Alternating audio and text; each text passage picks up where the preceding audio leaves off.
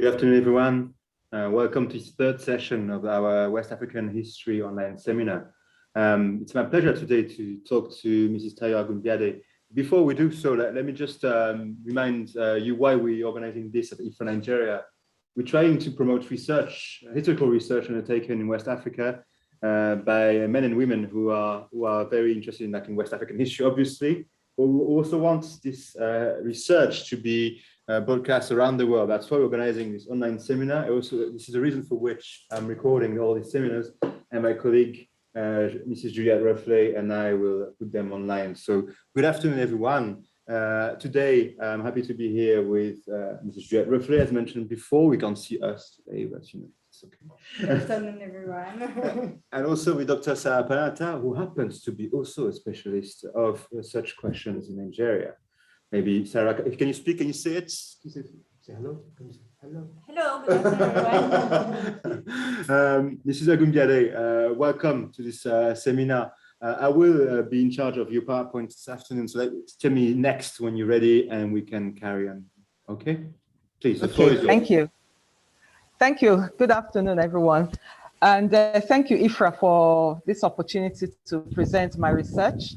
My name is Agunbiade, and I'm interested in women's history, and that really is the crux of this presentation I have here today. My research really is, I've taken a qualitative approach. I've been around about 5 or so of the National Archives in Nigeria, and just to dig up information about women's history and the role and status of women thus far in our country. And from all the research I have done over the past 2 years, a theme has emerged which caught my interest, and it showed me that women have been operating on the fringes of society, and that has formed the basis of our discussion here today, which I have entitled Constitutional Rights in Nigeria over a period of 100 years, Rethinking the Participation of Women. Next, please.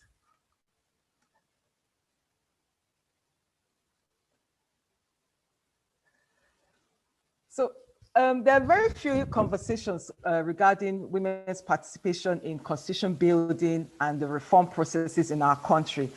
And the discussions really dominate the space focus on the contents of the constitution, not on the actual process of getting there. So my paper really is calling attention to this anomaly, and based on the facts and the evidence and the insights about Nigeria's historical journey in constitution building over a period of 100 years, I'd want to address some of the issues. And like I said earlier, the research is based on information gathered from 5 archives, national archives in Nigeria, in Ibadan, Enugu, Kaduna, Abeokuta, and in Lagos. And at the end of the day, I'm calling for equal authorship, equal ownership of constitutional writing and reform in our country, similar to what has occurred in Chile. Next. So the most recent amendment exercise we've had, when the 5th, by the way, of Nigeria's 1999 constitution, the most recent occurred in May/June, whereby the National Assembly announced this constitutional review exercise. It was going to take place, and we saw the extent of women's participation. My research shows 3 main levels: the submission of memoranda, because we have a lot of women's groups that submit memoranda to the process. Then the public debates that take place. We have a lot of women also who go to the public debates. In this case, we had 6. We had 6 in the 6 geopolitical zones. And then the decision making by the actual review committees that are set up by the National Assembly. Now, what caught my interest this time around was that someone who attended one of the public debates in Port Harcourt, in her report, I was privy to have read her report, and she said the entire proceedings was presided over by an all-male high table. And so that caught my attention, because her observation really, there's a historical context to it, which dates back to 1921, whereby we see a male-dominated process, and that has impacted the outcomes as we know it today. Next, please. So what I have done here is that for the next few slides, we have pictures of these are faded photographs from 1977, which show us the composition of those who address the process relating to our constitution. So this is the 1977 Constituent Assembly, and the next 3 or so photographs just show us those who are in attendance. By the way, there were 230 members at this Constituent Assembly and only 5 women. Next.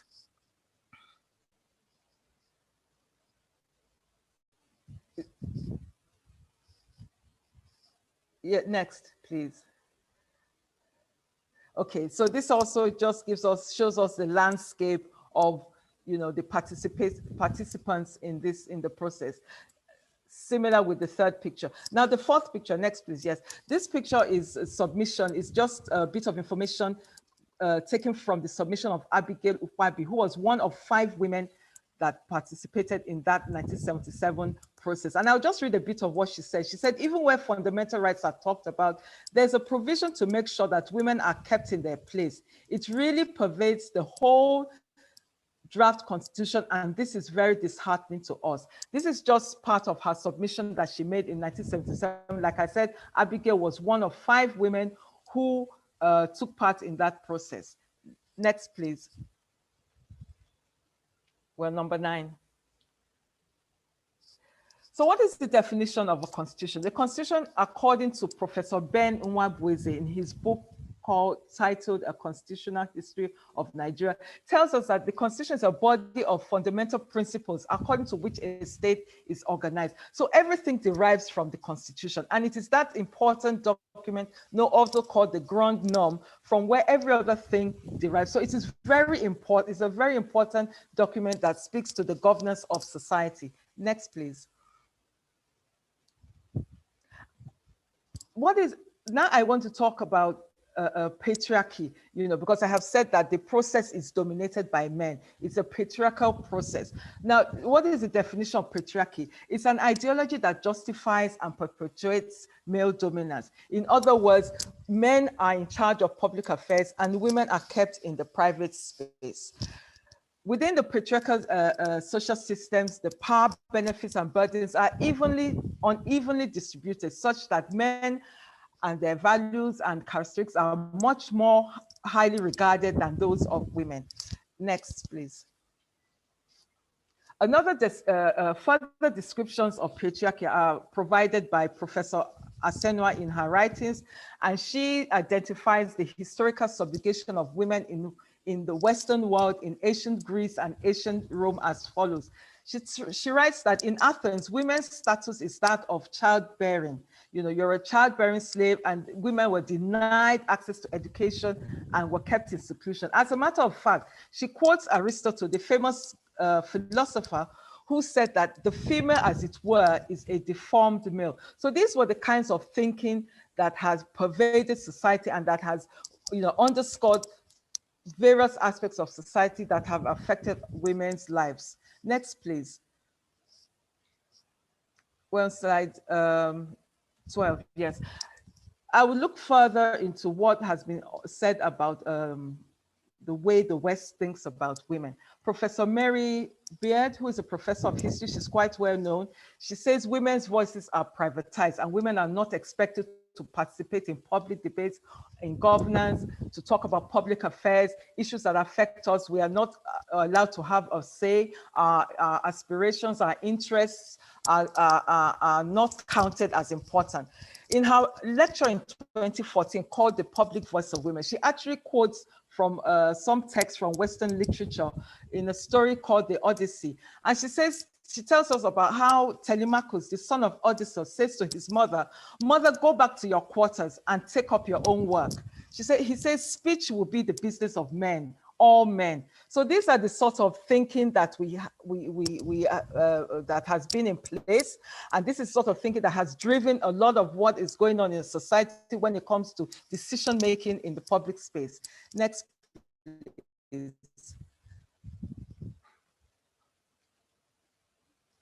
Now let's look at it from a Nigerian perspective. The foremost female historian, Professor Bolanle Awe, in her own discourse, tells us that women's lives were rudely disrupted. As a matter of fact, she has written widely on the role and status of women in the kingdoms and societies that make up Nigeria as it is today. And she tells us about how women were so important, our place in society. We were in charge of so many things. But today, all of that has changed. And she traces it back to when the colonial masters came into Nigeria and began to promulgate various pieces of legislation and promulgations, and all of that was underscored by a Victorian ideology, and women's lives changed forever. And she acknowledges that colonialism resulted in a significant loss of power and influence on the part of women compared to what they had in pre-colonial times. Next, please. And so what we have then discovered, what the research shows, is that the British colonial constitutional pronouncements were driven by British colonial constitutional pronouncements were driven by Victorian ideology. And these Victorian guiding principles, they said, well, this is the behavior of men and this is the behavior of women. The spaces were gendered and men are in the public domain while women are to stay in the private and domestic feminine space. Now, Eurocentric views about society underscored the colonial policies, ordinances, and this was also embedded in the constitutions that were handed down to the conquered territories. In Nigeria, the first constitution was the 1914 constitution, which brought about the amalgamation into what is known as Nigeria today. Next slide, please. And so the first constitution, which was promulgated in 1914 by Lord Frederick Lugard, brought together North and South to what is known as Nigeria today, the Northern Province and Southern Province of Nigeria. And in 1919, Lugard handed over to a new Governor General known as Sir Hugh Clifford. Now, Hugh Clifford is the Governor General who went around Nigeria in 1921. He traveled around the country, took notes, and decided on the document which became known as the 1922 Clifford Constitution. Next slide, please. The 1922 Clifford Constitution initiated the principle of elective representation in Nigeria, and that excluded women from the electoral system. So by the constitutional provisions in that document allowed only men to vote and be elected, and also to be nominated into the Central Legislative Council. So right from when the principle of elective representation was introduced into Nigeria, women were excluded. The Legislative Council and the Executive Council were filled with men, Nigerian men and British men. And the provisions have shaped the composition of Nigeria's public-making institutions ever since. Next slide, please. Next slide, please. This is an example of an electoral notice issued in 1927, which says every male person who is a British subject or a native of the Protectorate of Nigeria and is aged above the age of 20, is above the age of 21, is allowed to vote. So this is just an example of how this sort of culture was built into the Constitution right from the start. Next slide, please. In 1946, the Constitution, the 1922 Constitution was followed by the 1946 Richards Constitution, and that also reinforced the male franchise. As a matter of fact, the 1946 Constitution widened the net by saying, well, annual income is reduced from £100 to £50, but it was still targeted at men.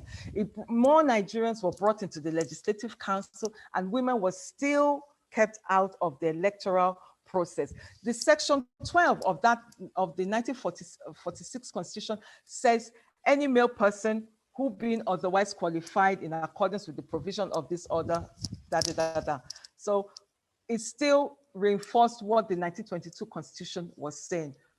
Next slide, please. In 1947, the National Council of Nigeria and Cameroon sent a delegation to the UK to discuss this constitution. And there was just one woman on board, and that is Mrs. Funlayo Ransom Kuti. This is an old faded newspaper cutting from 1964 from the West Africa Pilot. But we can see that amongst the 7, that there's 1 woman seated, and that is Funaya Ransom Kuti. Next slide, please.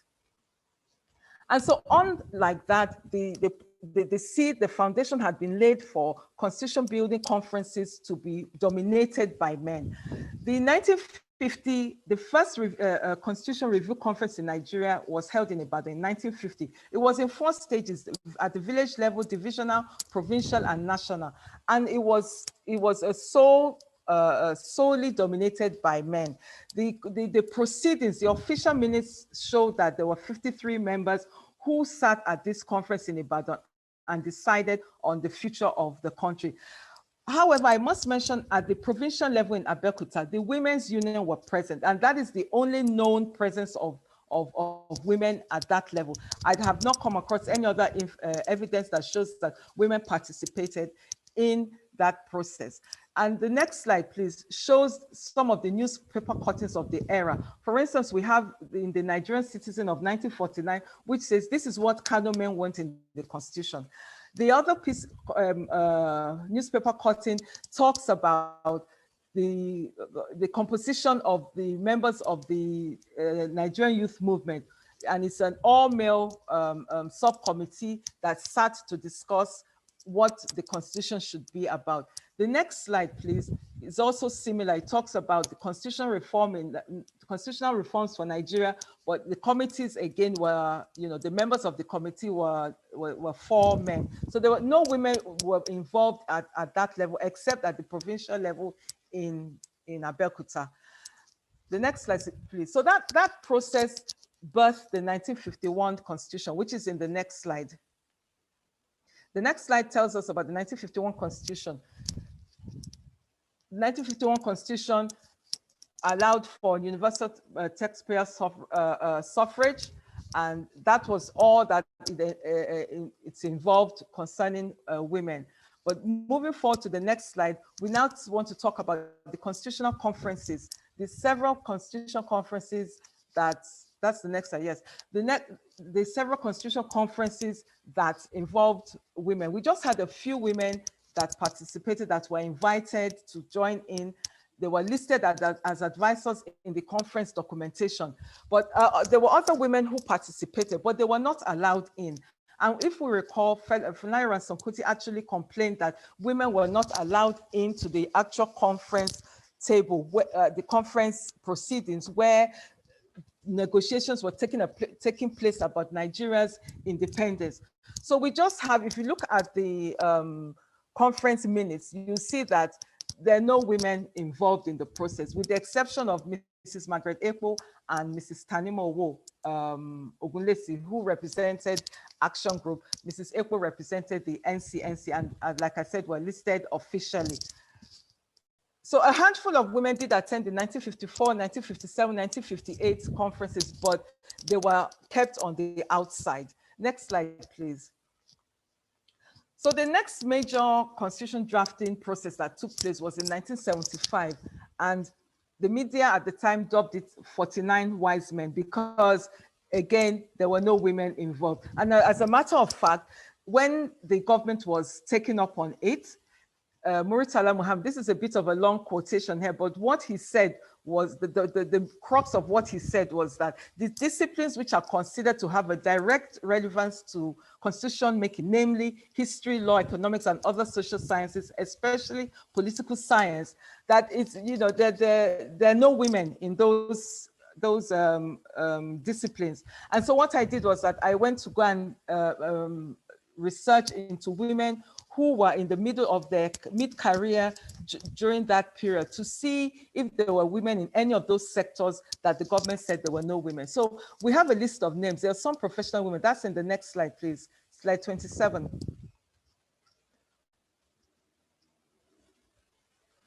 So in the legal field, for instance, we had Folake Solanke, who is known to be the first woman this first female son. We had Aduka Alakija, we had Priscilla Kuya, you know, we had Mrs. Hirat Balogun, who was the Attorney General, who later on became the Attorney General in Lagos State. We also had Professor Jade Sola, who is a well-known professor of law later on in her career. So we had women in those sectors. In the academics, we had Professor Bolanleawe, we had Grace Alele Williams, we had Sophie Oluwole. They were well known in the fields at the time. As public servants, we had Fola Akintunde, we had Francesca Emmanuel, who later on became permanent secretaries. Francesca Emmanuel was the first female permanent secretary, while Princess Alakija became the first female head of service. So the point of mentioning all these names is to show that we did have women in those fields that the government said there were no women. The next slide, please. Okay, so, you know, there are other professionals. We had journalists, we had Mrs. Hilda Agubnbiade, we had Florent Wakpa, we had Kuforiji Olubi, we had Laila Dongoyaro, we had Simi Johnson, we had Margaret Epo, we had Ruworola Eso and Bernice Kerry, who were senators in the First Republic. So we did have women. It's not that there was any shortage of women, but because we were in a system that was dominated by patriarchy, and more so it was a military rule, we're under military rule, then it was felt that these women were not relevant to the whole process of the CDC, the Constitution Drafting Committee, which was headed by Chief Frederick Williams, Rotimi Williams, who, by the way, was a contemporary with Folake Solanke. They were contemporaries and born the same year, but yet she wasn't considered worthy of being a part of that process. Next slide, please. So under the military rule, for 20 years, between 1978 and 1998, if you look at the gender composition of the Constitution building, we'll see that women barely featured. I'll give an example. In 1987, the Constitution, sorry, I beg your pardon, in 1988, under Babangida, the Constituent Assembly had 567 members, but only 14 were women. And that means there were 553 men. Similarly, in 1994, under General Abacha, the National Constitutional Conference had 369 members, but only 8 were women. And in the 1998 Constitution Debate Coordinating Committee, there were 21 members, and only 4 were women. So this sort of gives us an idea of how women have been kept on the side of this entire process. Next slide, please.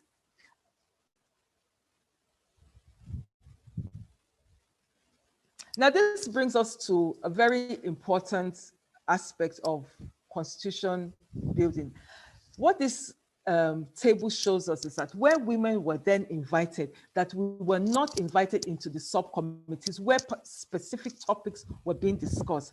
This references the 1994 National Constitution Conference, where there were several subcommittees, about 29 or 30. And if we look at the table, we see that the name of the committee, you know, like in the political structure and framework of the Constitution, there were no women. In the subcommittee that was to discuss the executive, there were no women. In the committee that was discussing law and order and national security, there were no women. Yet there were, although there were only 8 women, well, of course there were 8 women, but you know, apportioning them out to the different subcommittees probably would have been stretching the numbers thin on the ground. But still, it just illustrates the point that when we're discussing the important issues that affect our country, our voices are kept out. If we look at the subcommittee on foreign policy, also there are no women. We look at the committee on social welfare, the 2 women. Elections and the electoral process, no women's voice was heard. Power sharing, revenue allocation, national defense, no women featured in those subcommittees. And this just goes to buttress the point that, you know, we were voiceless in that entire process. Let's move to the next slide, please. So in the 4th Republic, we're currently in the 4th Republic, the culture has continued. In 2005, the government set up a 400-member National Political Reform Conference. It was inaugurated with the promise of we the people. It was going to be we the people document, but there were only 30 women out of the 400 delegates. All the delegates were nominated, but only 30 women made the list. The last constitutional conference we had in 2014 had 492 delegates, only 89 were women. So to bring us up to date, in February 2020, the Senate inaugurated a 56-member steering and constitution review ad hoc committee. And only out of the 56, there were only 8 female senators. In any case, there are just 8 female senators in the 109-member Senate. For the House of Representatives, all 13 members were invited into the special ad hoc committee that was set up to amend the constitution process and to create a gender balance. But one of the interesting things that happened during that process was that when the House of Representatives announced that the state caucuses should nominate members, nominate people to represent the various states, only men were sent, which was why the speaker then said, we have to do something about this to create a gender balance. Let us invite all 13 female members of the House of Representatives to be part of this ad hoc committee. And so that was how the May/June constitution exercise that took place this year, that was how the women became involved in the process. But still, we are still a minority, because out of the 56 in the Senate, we just have 8. And in the committee for the House of Representatives, we just have 13. So we are still on the side, very much on the sidelines. Next slide, please. And so what is the result of all of this? Because we've had a male-dominated process, automatically we have a male-oriented constitution. If we look at the document we have today, the word chairman appears at least about 66 times, and the pronoun he is littered all over the document. And so the consistent use of the masculine pronouns in a legal instrument contributes to making women marginalized and underrepresented in decision-making processes. The Constitution only takes care of ethnic minorities. For instance, one part of the Constitution, I believe is section 225 or 223, 224, 225, talks about political parties reflecting national spread. It doesn't talk about, political parties. No, it talks about political parties reflecting ethnic spread. It doesn't talk about political parties representing national spread. So you find that even in the structure of the political party, women are, with the exception of being a political or being a woman leader, we don't find women in those decision-making positions, even at the top of the political party. So these are some of the negative sides of a process being dominated by men. Next slide, please. So the outcomes, I've just given an example. Another outcome is that in the body of the Constitution, in Chapter 2 allows rights for all. They're listed in Chapter 2, like I just said. Chapter 4 also lists the fundamental rights. But in Chapter 2, the rights that are listed for all have been made non-justiciable by the all-male drafters of 1975. Because let us remember that this Constitution really is though it has been amended several times, it was written in 1977 and has been amended severally, but the things that affect women have remained intact. And the recent process that we had, whereby we had a lot of women's groups going, submitting memoranda and attending public debates, it was still presided over by an all-male committee, or a committee that was dominated by men. And so we don't think that there's going to be much that is going to favor women at the end of the day when they come out with their report. As a matter of fact, I have conducted interviews with a few of the female senators, and they're not very hopeful that the process will favor women, would get the 35%. We're just saying 35. The rest of the world is talking about a 50-50. We are still, talking about having 35%. Even we're not assured of that. Next slide, please. Final slide. So in my conclusion, I'm calling for a national conversation to talk about why we need to have equal representation in constitutional negotiations. Women form 49%, 49.5%. This is the figures from the National Bureau of Statistics. Women form 49.5% of the population. And yet, our voices are disproportionate. Our voices are underrepresented, and we should not be made voiceless in the constitutional space. There's a template that we can follow. In Chile, a referendum was held, and at the end of the referendum, the country decided that 50% women and 50% men they should have equal participation. There should be equal representation in the Constitutional Assembly as they sit down to draft a fresh constitution. And that is what I am calling for, based on the history that I have just explained to us, that right from 1921, 1922, up to present day Nigeria, women's voices have been on the fringes, on the sidelines of constitutional matters. So change is imperative. Next slide, please. Thank you for listening. That concludes that concludes my presentation. Thank you. Thank you. Thank you. Thanks a lot, Mr. Agubnbiade. It was really, well, I really enjoyed it myself. It's like, I didn't realize how, dire the situation was, I suppose. And, thank you for providing all the evidence needed for us to analyze this issue historically. And now I'd like to open the floor to our different attendees today. Who would like to ask a question now? Sure, you have a question. Someone? I have a question from here. Can I talk? Please, Hello? please. Okay, my name is Olusoji Ajao. Can you hear me? Yes. Yes, thank you so much, Ma. I didn't expect anything less than that. It's very interesting, taking us back from Clifford Constitution of 1922, where I happened to be a government teacher in secondary school. And by the time you are mentioning this one, I was remembering what I taught my students, the first constitution in Nigeria. It's a very interesting presentation. Thank you, Ma.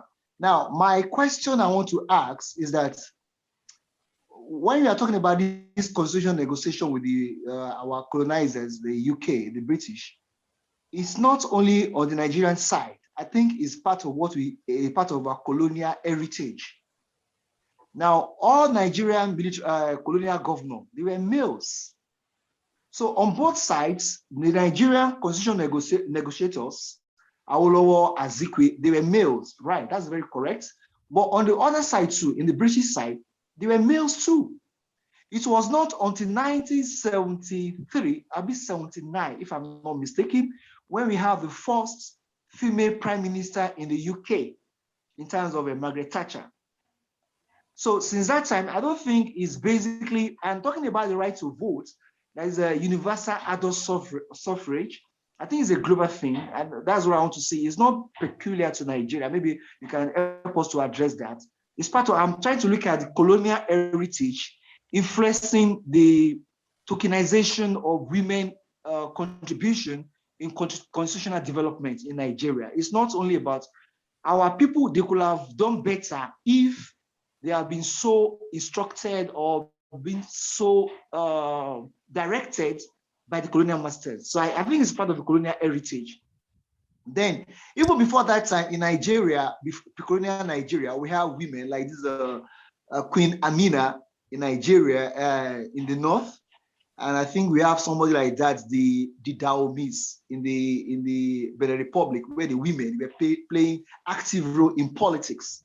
And we have the story of Songo and Oya, right? So I don't want, I want to see that, why I agree with all the points you highlighted. I want to see, I would like to see from this perspective, maybe you can give us a comment on that, that the tokenization of women contribution in constitutional development is born out of our colonial heritage. That's my submission, and maybe you can help us to highlight that. Thank you, ma'am.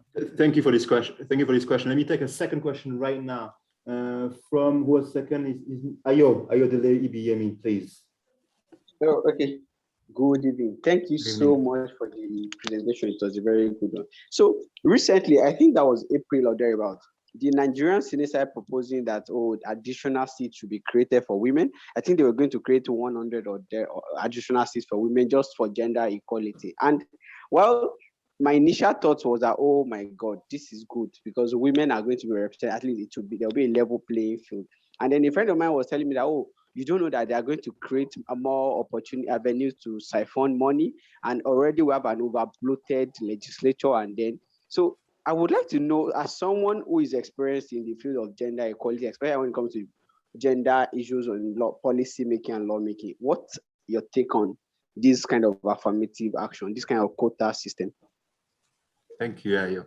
Mrs. Agubnbiade, do you want to answer these two questions, please? Thank you. Thank you very much, Mr. Ajao, for your question. What I would say to what you have said is that during those negotiations, British women did have the vote, actually. British women gained the right to vote in 1918, though it was limited. And then by 1930, they had universal suffrage. Then all women could vote and be voted for in Britain at the time. But still, we had the British legislation that really didn't favor women. A lot of the policies, the agricultural policy, for instance, when they came in, they said, oh, they overlooked the fact that there were female farmers in the oil palm industry, for instance, in eastern Nigeria, and began to focus on the men, leaving the women by the side. And the women then had to, they were giving loans, they were giving the technology of the era, everything was focused on men. And so the British male, really, the British civil servant, the colonial civil servant, still had the mindset of this Victorian ideology, and that is what was playing out in the legislation and the pronouncements that they brought into all the conquered territories, not even just in Nigeria. If you look at Kenya, if you look at Uganda, the women there experience the similarities into what we experience in all the countries.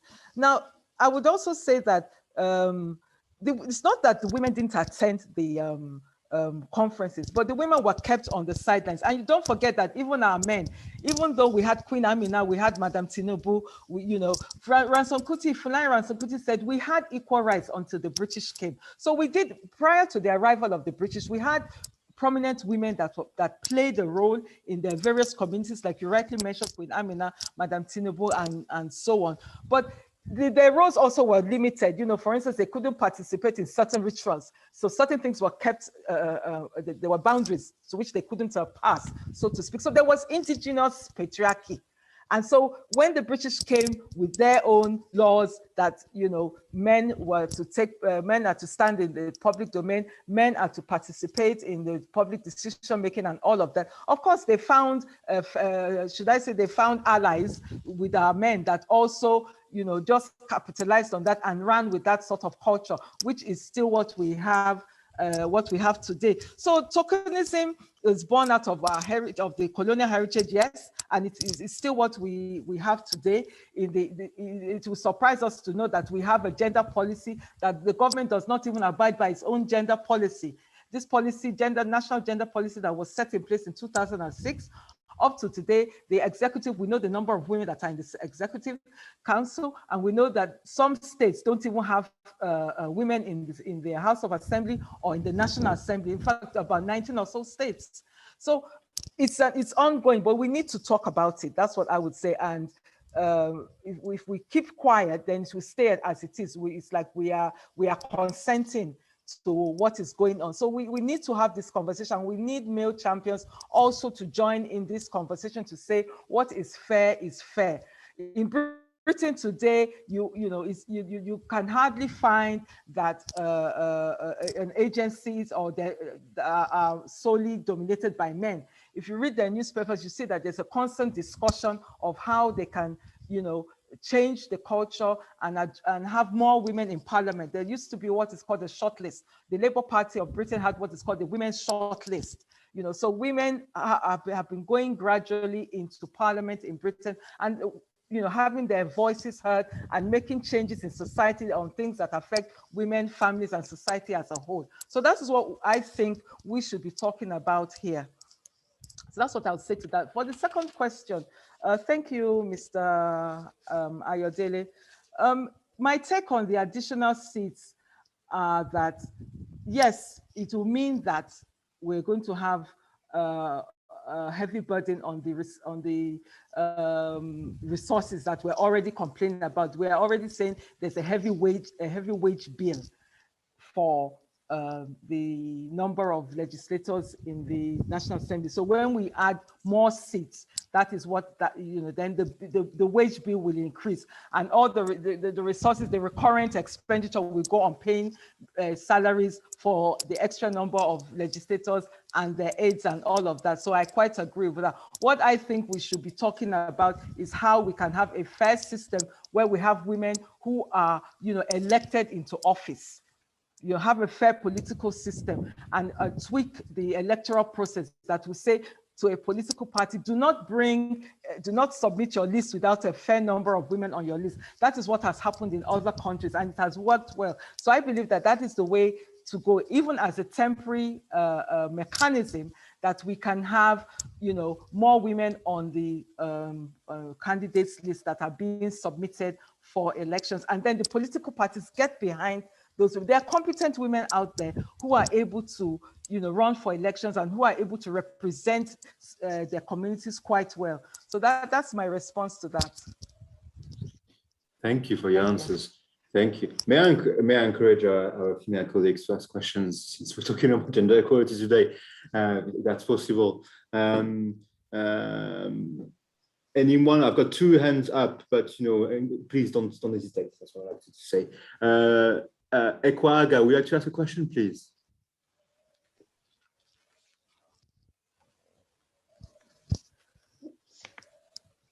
Please.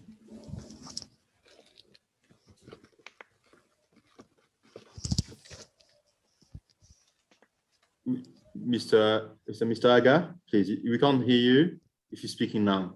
The floor is yours. Please ask your question. Oh, Mrs. Aga, sorry.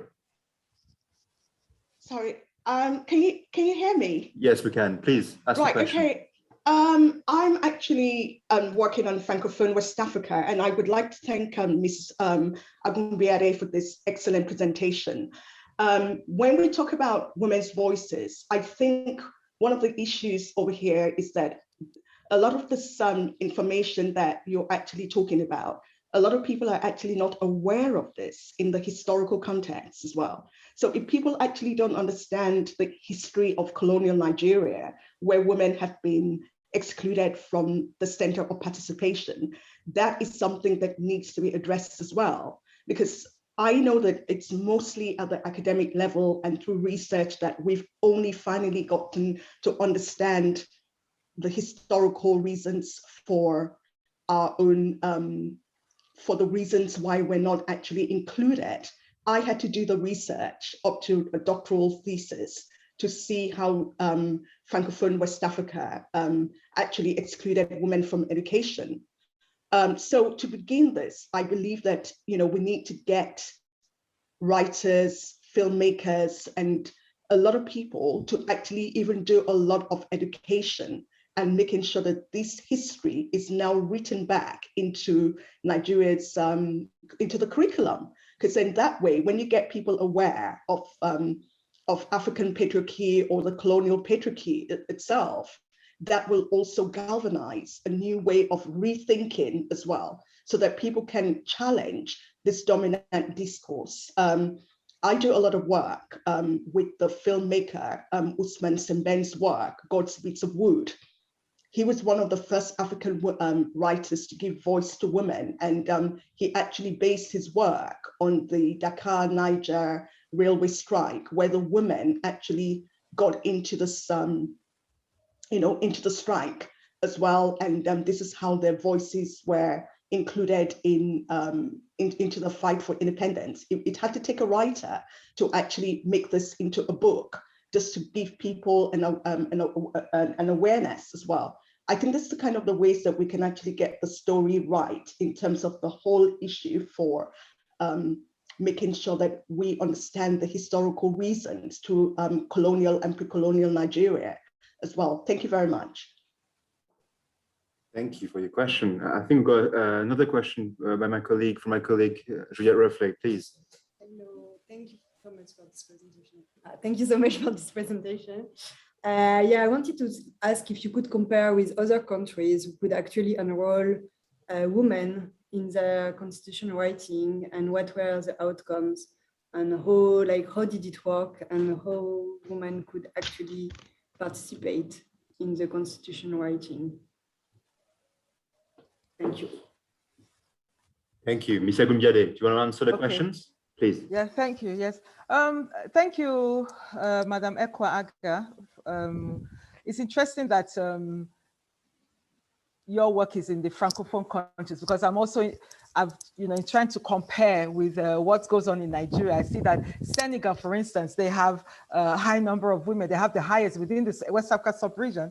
Senegal is doing quite well. Mali, they have a law in place for gender equality, similarly with Guinea. So a lot of the French countries have, they're far ahead of us. And I have a theory. I say to people in my circle that if we look at the former French colonies, we see that they're far ahead. They believe in, advancing the cause of women in their society, in the public decision-making institutions, in constitution writing. But if we look at the former British colonies, and if we look at Britain, for instance, Britain has over 600 MPs, members of parliament, but not up to half. I don't think up to half of that number are women. And I said, there is a connection there somewhere whereby the former British colonies are still lagging behind, whereas the former French colonies are far ahead in women participation in constitution writing,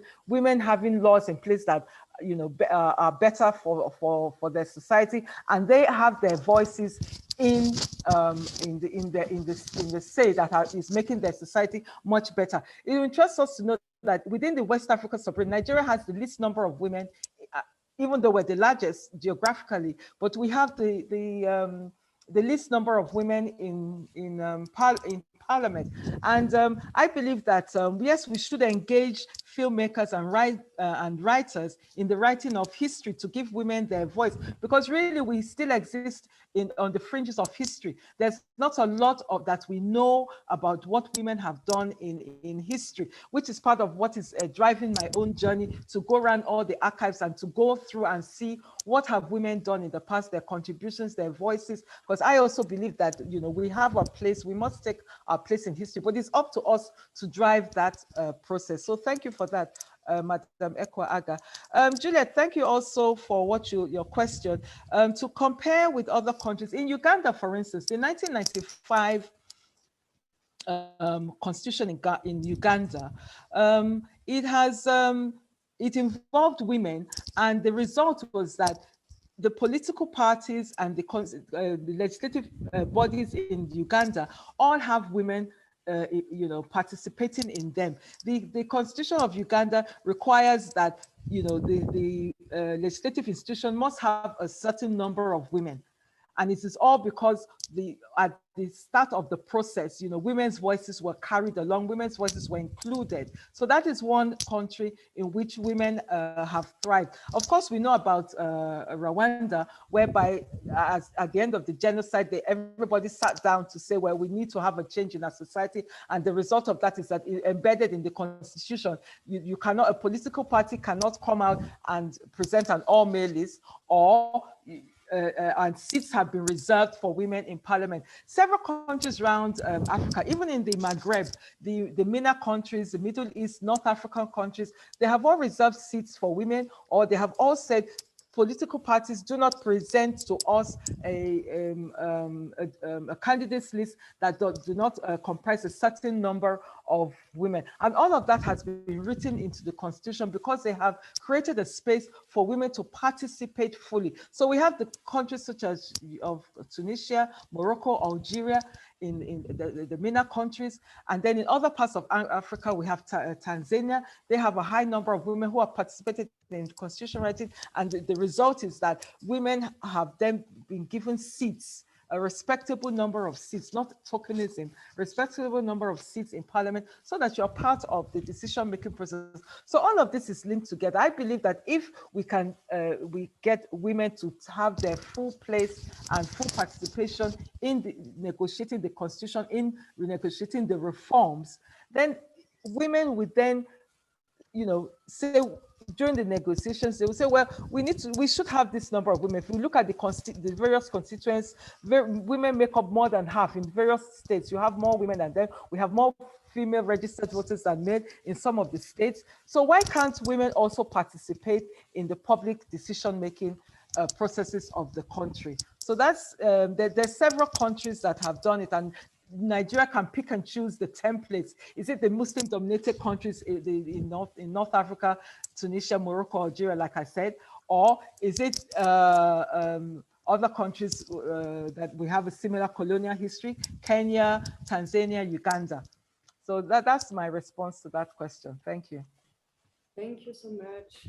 Thank you for your questions. You've got a comment from Mr. Lusujiajao asking you if you'd be happy to turn your presentation into a documentary. I'd like to remind everyone here that actually you're already the author of a book, for which you've got a reference here. And I believe, Mr. Agubnbiade, that you're also planning to do a documentary, am I right? Yes, that's true. I'm planning to do a documentary to look at 75 years of the Abeokuta women's protests, because that is something that is not really spoken about. I was able to lay hands on the minutes of several meetings that took place in the 1940s, what was said by the Women's Union and what was said in response by the Native Council headed by the monarch, the Alake of Egba at the time. So I believe that, I can trace the descendants of the women, members of the Women's Union, because it was not just Mrs. Funaya Ransokote. There were several other women who were supporting her, who came from the nearby villages of Abeokuta, and their names are in the minutes. So it's just a question of tracing their descendants and trying to get, to hear from them, what they must have heard from their parents, because a lot of the women have passed on, but to speak to their descendants to try and understand what went on that period in between 1946 and 1948. So yes, I'm working on that for next year. Thank you. I can see as well that Mrs. Ekwaga mentioned Godspeed, God with a Wood by Usman Semben in the chat as well, saying how he talked about Senegal, which is mainly a Muslim country as well, how to challenge African and neo-colonial, so French patriarchy there. So I guess, it's a very interesting novel and film, definitely. Thank you. Is there another question from anyone else? I might have one myself, but maybe anyone else? Can I ask you a question about, we hear often in Nigeria when we talk about the history of women in Nigeria, we hear them mention, you hear about these famous queens, queen mothers, on which we don't know much about, actually. Queen Amina, for example, we don't know much about her, to be honest. Some people even challenged her own existence. We don't have enough evidence to prove that she was only one person. Maybe we can have, different stories mixed together. How useful do you think these stories are, to talk about Queen Idia, Queen Amina, the Queen Mother in Borno, how useful do you think this is? Thank you, Doctor. I think that it's very useful to dig further into this oral history, because that is what it amounts to. Because we need to know where we've come from, and we need to know what our forebears have done. And if we don't, a whole lot will be lost. But it's not a lot is documented, and a lot of it is oral from oral research, which still needs to be done. And it's very useful for us to know much more about them. We don't know so much, like you have rightly said, and a lot of it, borders a bit on myth, and it's a bit mystical, mysterious and mystical, and all of that. So we should take up these projects and go to these various places and try to find out much more about them, because these are important pieces of history that are being lost or are incomplete. And we need, and also lacks a bit of, we must try and be as accurate as possible, because when we're talking about history, accuracy is so important. And that was one of the things I discovered on my journey, that, there's a lot of inaccuracy out there. So, by going into the archives, you can find a lot of information, and you're able to put it together as accurately as possible. So for the Queen Amina, Idia, and the Queen Mothers in Borno, we must investigate further, and we must interrogate further to get what happened during their lifetimes, and what they did and what they achieved, and put all of this together and build a robust knowledge product on all of these figures, female figures that constitute part of our history before the arrival, well before the arrival of the British administrators, colonial administrators. Thank you, Ms. Agubnbiade. Well, I think it just concludes today's seminar. But let me thank you again for this very, very interesting talk. I really enjoyed it. I learned a lot, and I'm looking forward to seeing a documentary there. Really, I find it fascinating. I like to remind everyone that you published a book. You can find the quotes. You can find a full citation there in the chat. So please, if you're interested, please have a look at the book. But thank you. Thanks a lot, Mr. Agunbiade. Thank you for today. And Mr. Make goodbye. I put the camera on. Maybe it's going to work for 2 seconds. Maybe it is. There you go. Thank you. Thanks a lot for today, and talk to you soon. Bye-bye. Thank you. Bye-bye. Bye-bye. Bye-bye. Bye-bye. Bye-bye. Thank you, everyone. Bye. Thank you.